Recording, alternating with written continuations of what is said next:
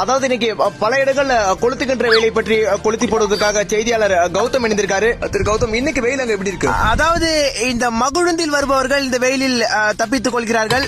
ஆனால் இந்த இருசக்கர வாகனத்தில் வருபவர்கள் இந்த வெயிலில் மண்டை காஞ்சி மூஞ்சி தீஞ்சு போய் கிடக்குறானுங்க.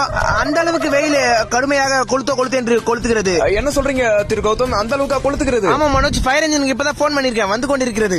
இப்ப நீங்க கரெக்டா எங்க இருக்கீங்க திரு கௌதம்? நான் இப்ப கரெக்டா நட் ரோட்ல நிக்கிறேன் மனோஜ்.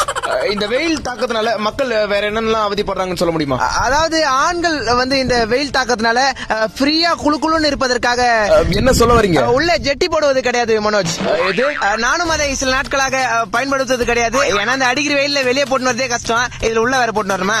இப்படிப்பட்ட வெயில்ல என்ன பண்ணலாம் திரு கௌதம்? 20,000 ரூபாய் கொடுத்து வீட்டுக்கு ஏசி வாங்கலாம், இல்ல இரவு நேரத்துல மொட்டை மாடி போய் காத்தோட்டமா படுத்து தூங்கலாம். நன்றி நன்றி திரு கௌதம். நன்றி நன்றி நன்றி நன்றி நன்றி. வெயில் மூதேவி, வெயில் தாங்க முடியல.